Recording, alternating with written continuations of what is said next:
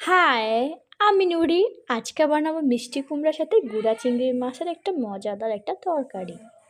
তেল গরম করলাম, কিছু রসুন কুচি আর পেঁয়াজ কুচি দিয়ে হালকা করে পেঁয়াজটা ভাজা নিলাম।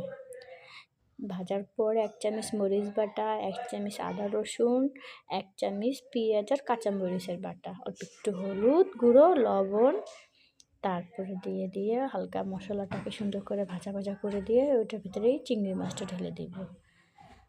চিংড়ি মাছ, গুঁড়া চিংড়ি মাছ দিয়ে কিছুক্ষণ পর একটু পানি দিয়ে মশলাকে কষায় নিব। 2-1 মিনিট কষানো হয়ে গেলে মিষ্টি কুমড়া করে ঢেলে দেব। মিষ্টি কুমড়া দিয়ে চিংড়ি মাছটা 2-3 মিনিট কষায় নিব। কষানো হয়ে গেলে তারপরে দিয়ে দেব 1 মগ পানি। পানি দিয়ে 10 মিনিট সুন্দর করে মিষ্টি কুমড়া চিংড়ি মাছটারে রান্না করে সফট করে বাস পরিবেশ করে নামাই নিব।